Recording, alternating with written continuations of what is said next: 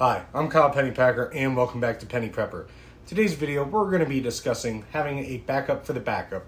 I very easily could have made this having a backup for the backup for the backup for the backup, but that's not quite as catchy. I also could have gone with the prepper's favorite, 2 is 1 and 1 is none, but we'll get into that a little bit later.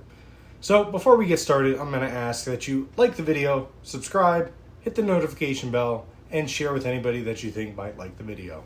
All right, I'm going to address it right off the bat just because I'm sure that you can take notice. I'm looking a little sweaty, a little disheveled.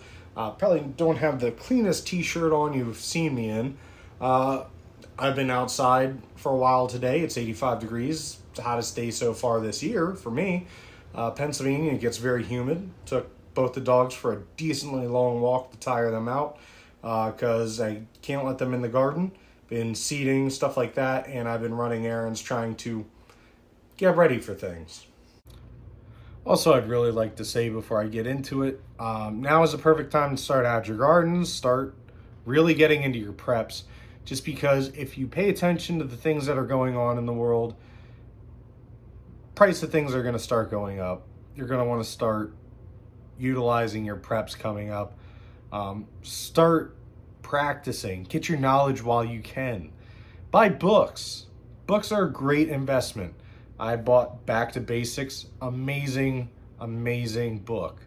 It really teaches you how to build things from the ground up. I may go over that book coming up, but again, I'd like to really start branching out, going out into the field a little bit here now that it's nice enough out and I have a little bit of time coming up. I have been preoccupied with some things lately, but you know what? We're going to start really opening up this channel with other influencers and also networking, so stay tuned. Having a backup for the backup, that's what this video is all about. I could easily say having a backup for the backup for the backup for the backup, but we're not going to get that far into it. Just having one backup at least to start is important. That's mainly because the old adage, I'm sure you've heard me say it before, 2 is 1, 1 is none.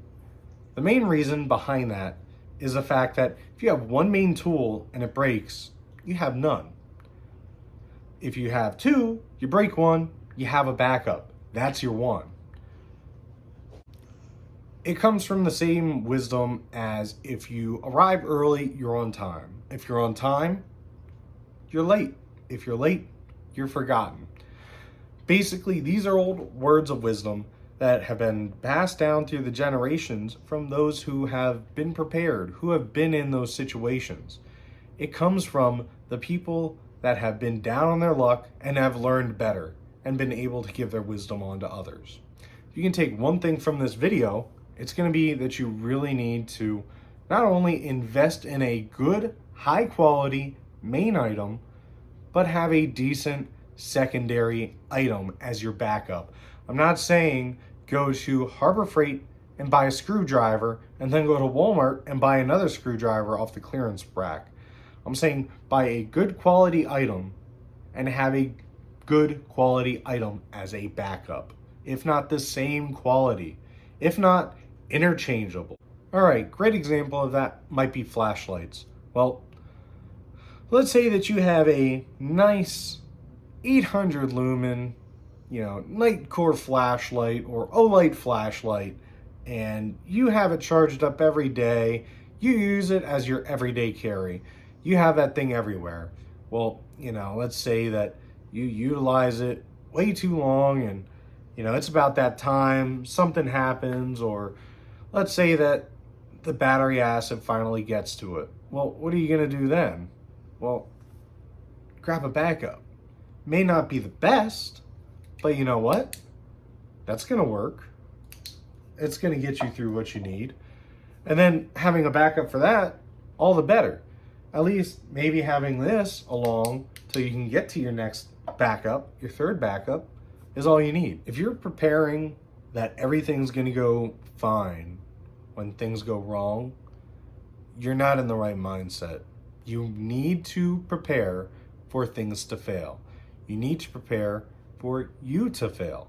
Yes, it's great to have confidence and believe in your abilities, but you need to be ready for when something goes wrong. That's the whole mindset behind prepping. Yeah, the grid is great. It has redundancies. It has redundancies on top of redundancies. It has checks and balances throughout the whole system. And has it failed yet? Not here. Ask Texas how it went for them, though. So my challenge for this video is going to be go through your bug out bag, go through your inch bag, go through your inventory that you have wherever you may have it. And when you look at your items, start writing them down. Look at them and think, how can I either replace that or do that same function with something else? And if you simply can't think of one, get something or learn how to do it another way. All right, that's all we have for today's video. If there's anything you'd like to see, please comment and let me know. Stay safe, stay prepared. If you are interested in getting into networking with other preppers or emergency preparedness like-minded people, please comment below, let me know, and I will send you an exclusive link to one of the other preparedness websites. If you've been following my channel and you've liked the other channels and pages, you're probably already a member, but please check it out if not.